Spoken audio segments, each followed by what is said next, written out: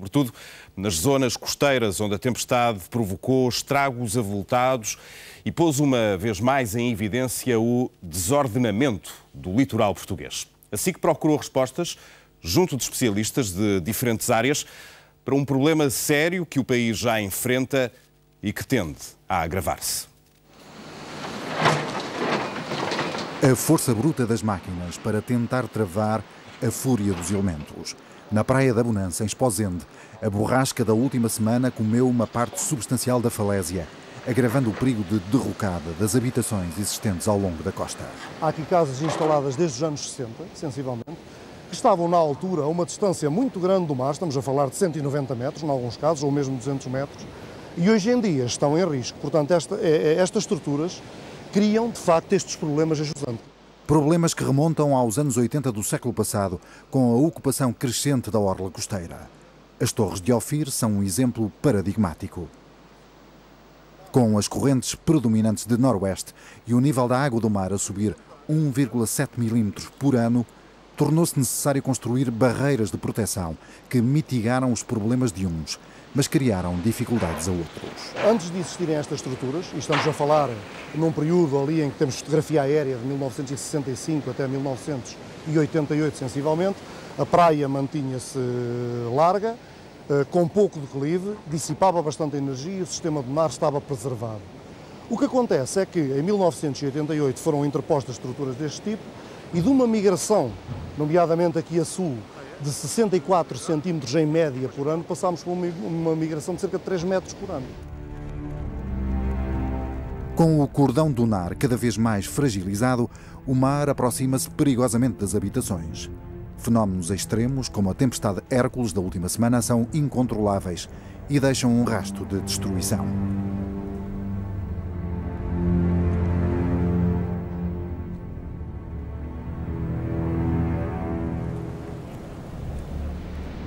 Chegamos aqui e vemos este espetáculo. O mar galgou, o mar contornou e fez este canal aqui, deixando o enrocamento que deveria estar encostado à praia, à duna, nu. O avanço do mar na Praia do Furadouro está profusamente documentado, mas aparentemente os decisores não aprendem a lição, permitindo construções onde deviam existir cordões dunares. Uma duna natural acaba por ser resistente quer à água, quer ao vento. A duna acomoda-se, ela é suficientemente plástica para se ir acomodando. Uma estrutura pesada, de enrocamentos, não se consegue acomodar, mas consegue ser atirada para o interior. É previsivelmente o que vai acontecer ao enrocamento que envolve a Capela de Paramos, permanentemente ameaçada pelo mar. Na costa portuguesa, frente aos temporais, não há preces que valham. Quando cai a borrasca, é a São João que agentes de Paramos rezam. Pedem proteção para as suas casas, a 2 passos do mar, cada vez mais ameaçador. 20 anos depois desta reportagem, a ameaça mantém-se, apesar do enrocamento construído com fundos comunitários, que, na opinião de Bordalo e Sá, serve apenas para adiar a retirada definitiva dos moradores da zona. Sim, estão condenadas, como se irá ver em Espinho, em que, na segunda metade do século XIX, várias ruas da povoação ficaram debaixo d'água. A destruição dos bairros pescatórios de Espinho no final do século XIX impressionou bastante Dona Maria Pia, que passava reais temporadas no Grande Hotel da Granja. De tal modo que a soberana resolveu financiar a construção do chamado Bairro da Rainha, nos terrenos cedidos pela Junta de Freguesia, algures entre as ruas 35 e 39. Inaugurado em 1894, o bairro não durou muito tempo. Foi tragado pelo mar no princípio do século XX, o que diz bem do avanço das águas nesta zona costeira. A Faculdade de Engenharia do Porto acompanha em permanência as alterações morfológicas da costa, com trabalho de campo e com recurso a modelos físicos, matemáticos e imagens de satélite. Ferramentas fundamentais na elaboração do mapa de risco da região costeira, um documento em permanente evolução. A última tempestade revelou algumas surpresas em certas zonas do país, onde o mar subiu mais do que seria expectável.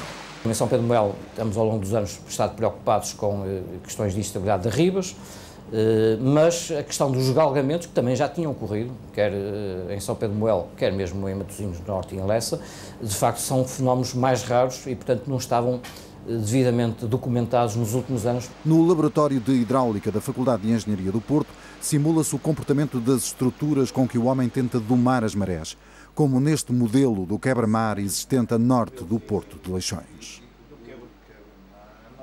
Os portos são das estruturas que mais interferem com a dinâmica do litoral. Essenciais à economia, deixam, no entanto, pesadas heranças em termos de ambiente e ordenamento do território.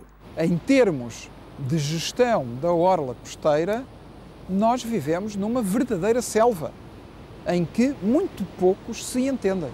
E o triste nesta história é que os chamados planos de ordenamento da orla costeira que são interrompidos sempre que se alcança as áreas sob jurisdição portuária. Foi inaceitável que anos e anos e anos, milhões e milhões de metros cúbicos de areias dragadas em alguns portos fossem utilizadas exclusivamente para a construção civil, ou para aterros, ou lançadas ao mar. Às dragagens portuárias, temos de acrescentar a redução dramática da areia debitada pelo caudal da maior bacia hidrográfica da Península Ibérica. Os números não deixam dúvidas. Estamos a falar de 1,8 milhões de metros cúbicos de areia. Hoje, 60 anos depois e 64 grandes barragens depois, o Rio Douro transporta para o mar 250 mil metros cúbicos por ano. Com a construção dos molhos da Foz, o estuário do Douro ficou muito mais protegido, mas no mar, a forte ondulação dos últimos dias provocou o pânico junto ao Passeio Alegre.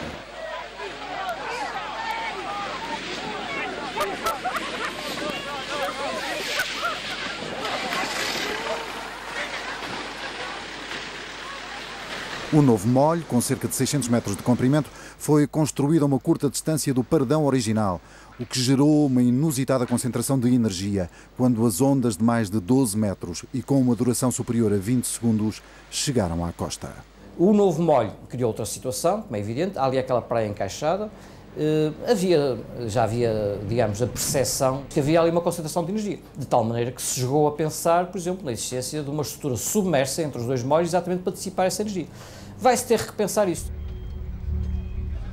A cada avanço do mar, a engenharia e a ciência procuram dar resposta e proteção, mas o que o passado recente tem vindo a demonstrar é que sem mudanças profundas de comportamento, de pouco serve a intervenção humana. Hércules e Neptuno são mais fortes. Muitos surfistas